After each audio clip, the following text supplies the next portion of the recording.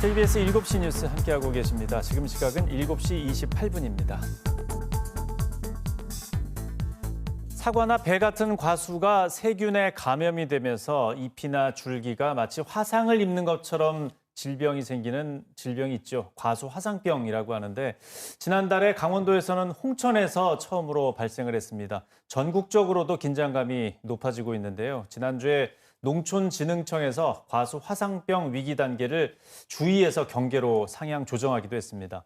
오늘 이슈앤토크에서는 과수 농가를 긴장하게 하는 과수 화상병에 대해서 대책에 대해서 얘기를 나눠보도록 하겠습니다. 강원특별자치도 농업기술원 임상현 원장 함께하겠습니다. 어서 오십시오. 안녕하십니까. 네. 임상현입니다. 예, 홍천에서 이번에 발생을 했습니다. 그 경위가 네. 어떻게 됩니까? 5월 23일 날 농가에서 신고가 접수가 됐고요. 현장 진단 결과 양성으로 나와서 시료 채취해서 농촌진흥청으로 시료를 보냈습니다. 거기서 정밀 진단 결과 확진이 됐고요. 지금 현재는 그 매몰 작업까지 다 끝낸 상태입니다. 예. 나무를 이제 다 매몰을 하는 작업까지 해야 끝나는 거군요. 예, 그렇습니다. 예. 의심 신고가 가장 중요하다고 하는데 그 과수 화상병에 걸리게 되면 보통 어떤 모습부터 보이게 됩니까? 사과하고 배가 주로 걸리게 되는데요. 두 가지가 조금 약간 색깔이 좀 다르게 나타납니다. 그 사과 같은 경우에는 흑갈색의 병반이 나타나면서 잎과 줄기, 열매가 이렇게 말라 죽는 그런 형태가 되고요. 같은 형태이긴 하지만 배의 경우에는 아예 좀 진한 검은색으로 그렇게 나타나게 됩니다. 그런데 일반적으로 줄기마름병이라든가 아니면 불안병이라든가 이런 그 세균성 병들이 증상이 크게 다르지 않습니다. 그러다 보니까 현장에서 경험이 많지 않다면 판별하기가 좀 어렵기 때문에 발생된 거 좀 의심스럽다 싶으면 농업기술센터로 전화 주시고 간이 진단 하시는 게 맞다고 봅니다. 네, 이번 같은 경우는 좀 발빠르게 대응을 해서 작업이 잘 됐다 이렇게 얘기가 나오고 있는데 확진 이후에 보통 대응은 어떤 작업을 거치게 됩니까? 간이 진단 키트에서 양성이 나오는 것도 일단 위험하다고 보기 때문에 그 상태에서 과원 출입 자체를 제한을 하고요. 그리고 안에 있는 도구라든가 이런 거에 이동을 금지시킵니다. 그래서 그 시료를 진흥청에 보내서 농촌진흥청에서 확진 판결을 하게 되면 매몰이 시작이 되는데요. 그 포장에 그 과수원의 땅에다가 그냥 포크레인으로 파고 묻습니다. 묻는데 생석회를 섞어가지고 이제 세균이 증식하는 거를 막게 되고 빗물 유입 때문에 마지막에 부직포 덮고 그 위에 이제 흙으로 마무리를 하게 되고요.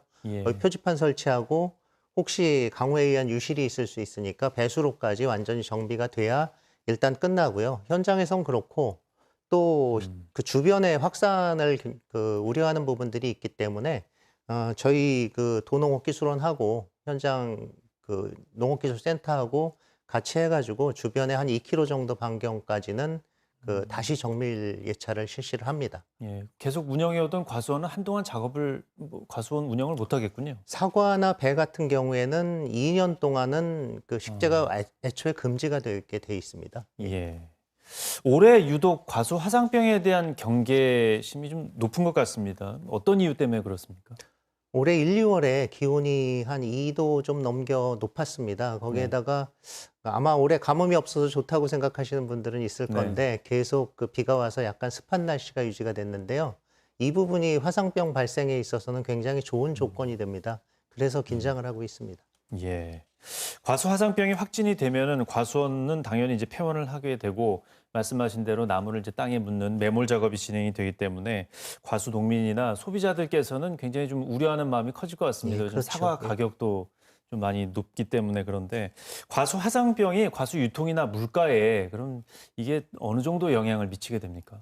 우선 화상병 자체만으로 물가에 영향을 미치지는 않습니다. 최근 몇 년간의 그 통계를 볼 적에는 0.1%에서 0.2%의 과온에 해당되기 때문에 실질적으로 과수의 가격에 직접 영향을 미치지는 않는데 이게 검역병이기 때문에 만약에 저희가 다른 나라로 수출을 하는 경우에 수출이 막힐 수 있습니다. 이럴 때 수출 물량이 내수로 풀린다 그러면 농가 피해가 발생을 하게 됩니다. 아, 예. 뭐 심리적으로는 좀 그렇지만 실제적으로는 어떤 영향을 미칠지는 아직 뭐 정확히 알 수는 없겠군요. 화상병 예방을 하기 위해서 농업기술원에서는 그럼 또 어떤 작업들을 또 하고 있습니까? 화상병이 지금 현재 문제가 되는 건 약제 방제가 될 만한 게 없다는 게 문제거든요. 약이 없습니까? 예, 아직까지는 마땅치 않습니다. 그래서 예찰이라든가 아니면은 그 발생을 했을 때 어떤 방식으로 빠르게 대응하는 그런 부분들이 두 가지가 중점이 되겠는데요. 예. 18개 시군 전체에다가 49명의 예찰 요원이 지금 배치가 돼 있습니다. 그래서 저희 도농업기술원이랑 그 교류하면서 그 현장에서 그 상시 예찰을 하고 교육을 하는 이런 업무를 하고 있고요.